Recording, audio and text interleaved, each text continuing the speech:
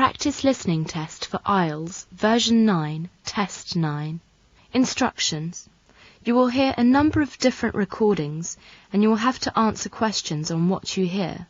There will be time for you to read the instructions and questions, and you will have a chance to check your work.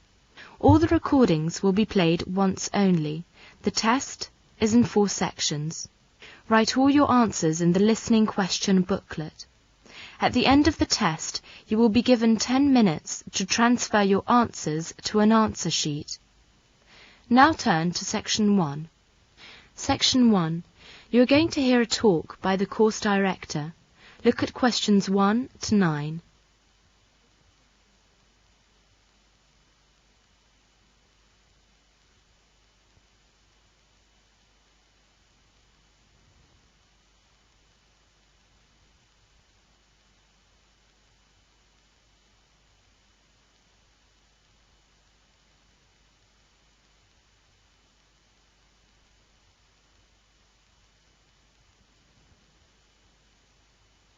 Now listen to the talk and answer questions 1 to 9.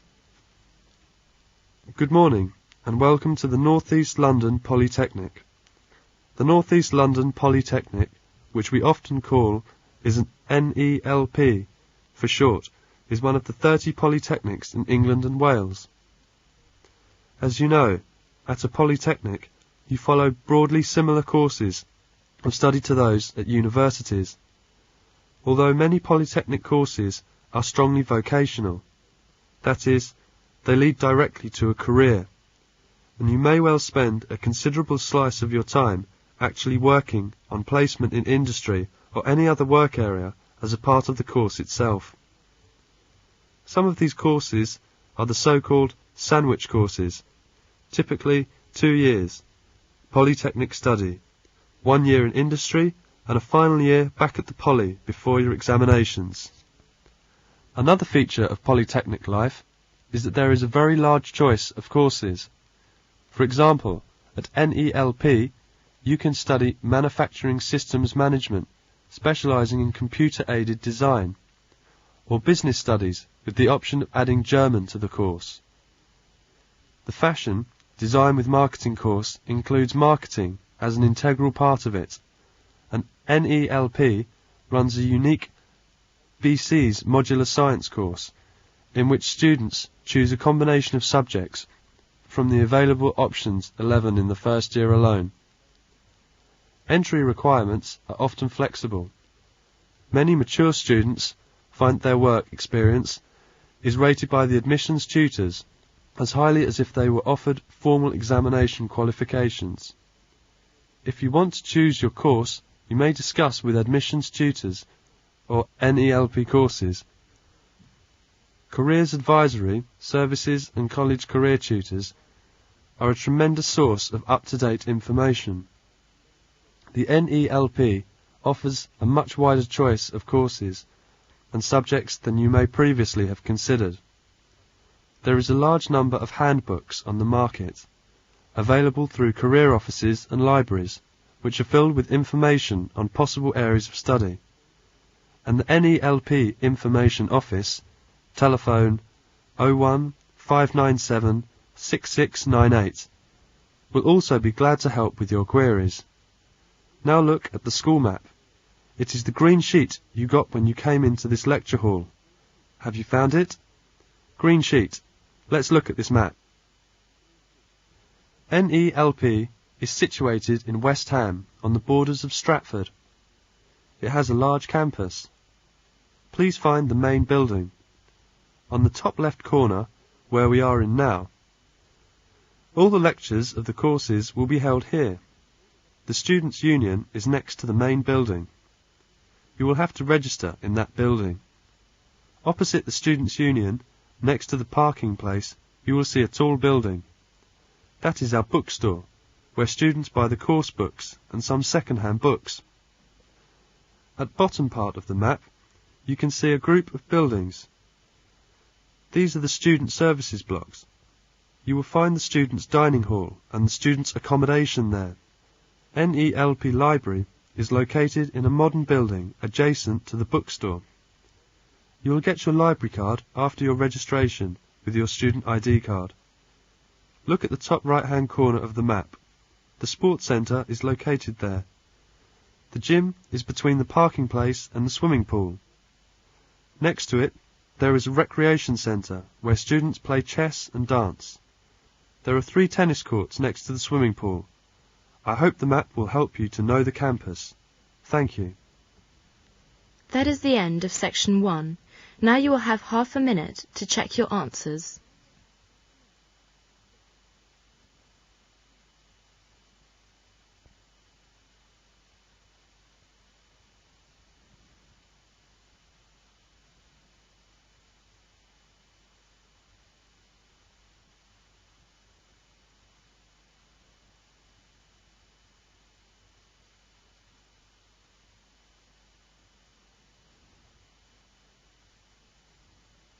Now turn to section 2. Section 2. You are going to hear a telephone conversation. First look at questions 10 to 15.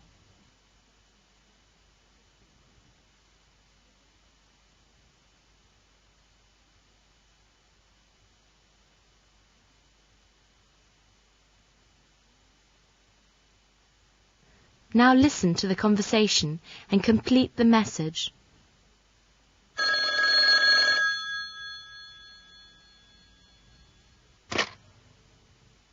Ealing Health Centre, can I help you?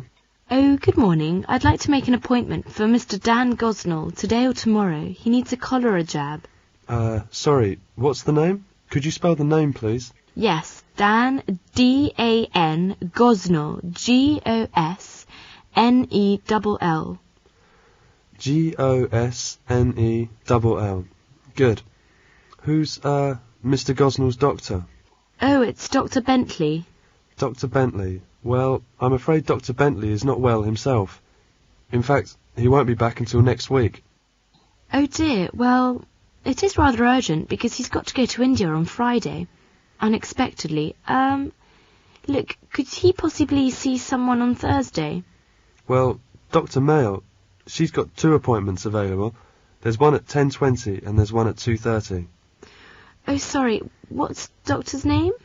Dr. Mail, M-A-Y-L-E. Dr. Mail, thank you. I think the 10:20 appointment, please. 10:20. Oh, he must bring his vaccination booklet. Yes, bring his vaccination booklet. By the way, how much is the vaccination? It's £2.80. £2.80, yes, thank you. I'll remind him all about that. Well, thank you very much indeed for your trouble. Goodbye. Goodbye. You're going to hear 3 students of English and their teacher discussing how they try and learn new vocabulary. Listen to the discussion carefully and tick the ways each student uses. Now look at questions 16 to 18.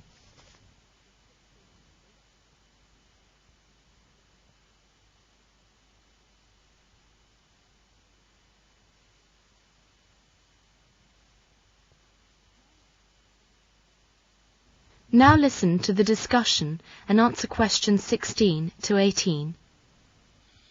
Well, would you like to tell me something about the way you study new words while you're learning English? You first, Monica. How do you learn new vocabulary? I learn a lot of new words by reading newspapers. I look up each new word in my dictionary. I see. Eric, how do you learn new words? Well, I like reading newspapers too, but I don't use a dictionary. I can usually guess the meaning of new words. I also read sport magazines because I'm interested in sports and I can guess what the new words mean. Yes, I think that's a very good way to learn new vocabulary. What about you, Susan? It's different for me. I learn new words from TV and films. I try to figure out the word from the pronunciation. Then I look it up in a dictionary or ask my husband to explain. You are lucky. I haven't got an American husband. I think the biggest problem is remembering new words. I know I should keep a vocabulary book, but I'm too lazy, so I don't. Well, I keep vocabulary cards, and I write each word with its translation. Oh, I think it's better to write the word in an English sentence. That's what I do in my vocabulary book. And sometimes I group together all the words related to one topic, such as football or camping. That's That's a good idea. I used to try and learn 10 words each day, but that didn't work. No, it didn't work for me either. You can't remember the words if you don't use them. I do a lot of crossword puzzles, and that helps me. I try and use new words when I talk to people or write to them. Well, it's quite an interesting discussion. Now let's talk about... That is the end of section 2. You will now have half a minute to check your answers.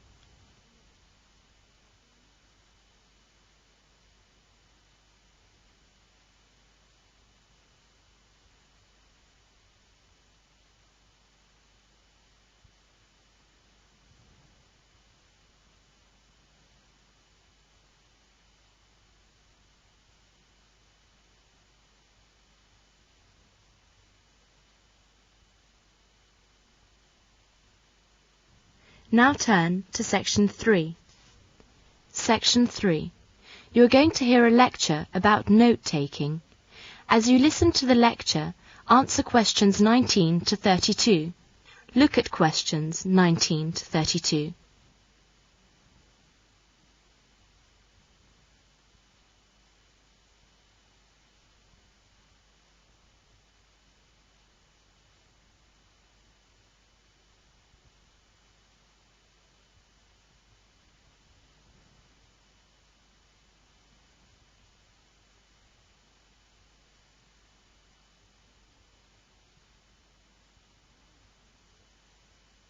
Now listen to the lecture and answer questions 19 to 32. I'd like to welcome Dr. Norton to our series of lectures on study skills. And I must say, judging by the numbers of you in the audience out there, that is the most practical lecture we have had in the whole term. So rather than take up any more of your time, I'd like to introduce Dr. Norton. Thank you. I'd like to begin by saying how pleased I am that so many of you have come to the first of our study skills sessions this term. Today I'll talk about how to take notes. Note-taking is quite an interesting topic to discuss. First I would ask, why do you take notes? I think you might consider 2 reasons. First, notes are an aid to memory. Obviously, if you are reading for a long essay over a period of weeks, or for 2 or 3 essays simultaneously, then you must have some system of sorting and recalling the information you will need when you finally come to plan and write the essay. Second, your notes provide the raw material on which your mind must work in relation to your set essay topic, and you will need certain types of information, such as facts, figures, and direct quotations. They must be available quickly and accurately. When you take notes, the process of doing it helps you to summarize ideas and arguments, select points relevant to your purpose, and finally understand and interpret the original source. So note-taking is an important stage in developing your understanding of your topic. Your notes will provide the basis for your thinking and the materials for your essay. You may ask, when do you take notes? It really depends on your own purpose and the stage of reading you have reached. In your early stages of reading, when you are skimming material of a general nature, you will probably not want to make any notes at all, until after you have finished your skimming and have got a feel for the subject. Then you may find it useful to go back and make notes on the points or sections within the general survey which seemed important to you. At a later stage of reading, when you can recognize to underline key points or make marginal notes, you will probably want to do this with essential source materials, or original texts, which you must study in detail and refer to constantly. Now we come to the question, what do you note, and how much do you take notes from reading? We often consider the following 3 ways. First, what is the writer's intention in the passage? You know the writer has selected and structured his material to suit his intentions, but these are unlikely to be precisely the same focus as your essay topic. Therefore, while recognizing the writer's own purpose, you must sift his information and ideas according to your own interests. The same holds true for lectures and tutorials. And then, the discipline in which you are working. In disciplines in which you are working with original sources, for example, history or literature, you will have to include many direct quotations in your notes. As you will want to include some of these quotations in your essay, you must copy them with absolute accuracy. You must remember to attribute the work to the original writer too. In other disciplines, you will more often summarize passages in your own words. The last is your own purpose in relation to your essay topic. If your purpose is clear, you can select and record relevant material in as much detail as you want. Some students insist that they prefer always to take detailed notes because it's all so interesting, or it may come in handy later, or the book is the standard text and so it's worthwhile spending time on it. Well, maybe, but in practical terms, you seldom have time. Now, I'll deal with our last question. How do you take notes? There are 3 general principles that apply to all methods of complying notes. 1. Clear identification. Your notes must be clearly headed with all the bibliographical details you may later need. When you want to use these materials in your essay, in practice this means you must record the author, title, place of publication, publisher, and edition and date. And next to each key point or direct quotation, you must note the exact page reference. 2. Flexible system. You should record your notes in such a way that it's easy to rearrange them for the purpose of your essay. Notes made on loose-leaf paper and cards have the advantage that they can be shuffled, combined and recognised in the planning and writing stages of your essay. 3. Room for comment. Wide margins are useful. As you build up your materials, you will find you want to add cross-references to other sources. You may also want to include your own comments or reactions to the text, or just indicate that a certain point may be crucial to your essay. That is the end of section 3. You now have half a minute to check your answers.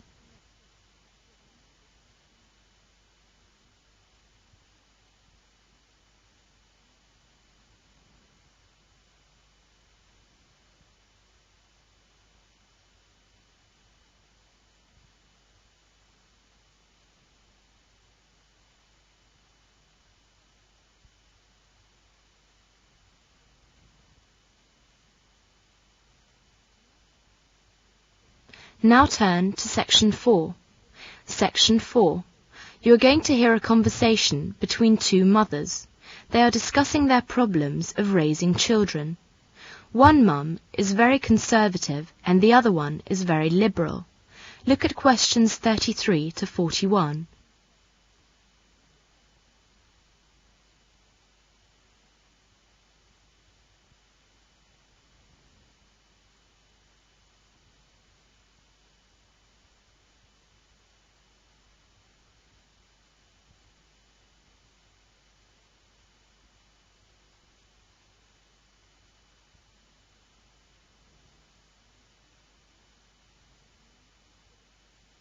Now listen to the discussion and answer questions 33 to 41. Hi, Katie. How are you? I haven't seen you for ages. Hi, Sally. Pretty good. How about you? How's Jim? How are the twins? Jim's fine, thanks, but the kids are a bit hard to handle, actually. What do you mean? Well, they were pretty easy to take care of when they were infants, but they are really starting to go a bit wild. I'm really hesitant to do anything drastic, because I want them to be creative and free-spirited. So, what kind of things have they done? Well, the other day they were both running around in the store. I told them to stop, and they did for a short while. But then they went at it again. Pretty soon John had knocked over a stack of boxes, and Joe started stepping all over them. It was really embarrassing. Wow. That does sound like a tough situation. So, what did you do? Well, I figured that they were just being kids, so I apologized to the store manager and I left. I won't be going back to that store, that's for sure. What about John and Joe? Did you discipline them? Not really. You know, they're just kids. They don't really know better. Well, I hate to disagree with you, but I really think you have to teach them what they can and can't do. If you don't, you'll have a lot more of the same embarrassing incidences. I'm kind of afraid that they won't be able to handle a strict approach. They're so small. If my children are anything to go by, I'm certain that they can learn even from a small age. I remember when my kids were young, I used to go bonkers too. Then another mum told me I should set the limits. You know, like tell them what is okay and what is not okay. Then I had to be ready to enforce the boundaries. And if the kids were over the boundary, I had to be consistent in disciplining them. What exactly do you mean by disciplining them? Well, it depended on their age. When they were young, I would just restrain them for a while. As they got older, they had to sit out, you know, like away from everything that was distracting. And then I even had to spank them a couple of times too. Gee, I don't know if I could do all that. I really love them too much to discipline them. Well, I sort of thought of it as this. I love them so much that I have to sometimes do the hard thing. I mean, it's no fun to discipline your child, but I know it will teach them the right way to behave in the future, so it's actually for their own good. Yeah, I can sort of see what you mean, but doesn't that stifle their creativity? That's what some people say, but you know, my kids are extremely creative. Remember when Samantha won the art prize in her school? And what about Jeremy, who won the prize for creative writing? I really don't think disciplining them has stunted their creativity. You may be right. It sure is a tough thing to do, though. It must break your heart when you have to spank them. Yeah, that was one of the hardest things I ever had to do in my life. But after I spanked them once or twice, they really stopped disobeying me. It was pretty incredible. Oh, but you know, when you spank them, you really need to sit down and talk with them first and make sure they understand why you're spanking them. Also, they need to know that you still love them very much. And after the spanking is over, we always hug and kiss. Well, that's interesting. It certainly is food for thought. I'll talk it over with my husband tonight. Maybe we'll have to change our approach to parenting. Good luck. It's really a tough job, but it's amazingly rewarding too. Thanks a lot for your advice. Please say hi to your kids and David for me. Okay, and say hi to Jim and John and Joe for me. I will. Take care. See you later. Bye. That is the end of section 4.